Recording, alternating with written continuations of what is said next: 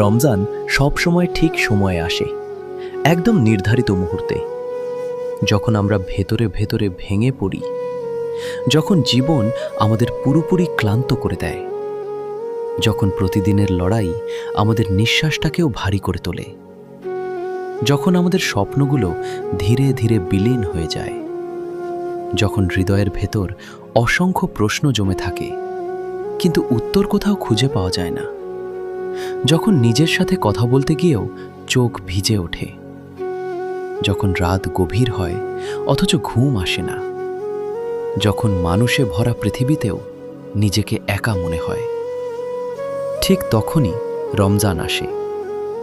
এটি আসে আমাদের প্রকৃত সাহারা হয়ে। এটি আসে মনে করিয়ে দিতে এই ক্লান্তির মাঝেও একটি দরজা এখনো খোলা আছে, রহমতের দরজা, ক্ষমার দরজা, ফিরে আসার দরজা।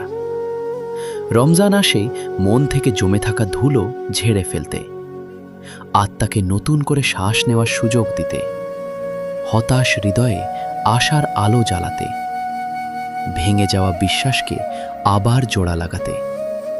রমজান কানে কানে বলে, এখনো সব শেষ হয়নি, এখনো দোয়া বাকি আছে, এখনো সিজদা বাকি আছে, এখনো তোমার রব বাকি আছেন। হয়তো এটাই সেই মাস যে মাসে তুমি হার মানবে না, বরং নতুন করে শুরু করবে। রমজান শুধু একটি মাস নয়, এটি ফিরে আসার সুযোগ, এটি নতুন করে বাঁচার আহ্বান, এটি অন্ধকারের শেষে আলো দেখার প্রতিশ্রুতি।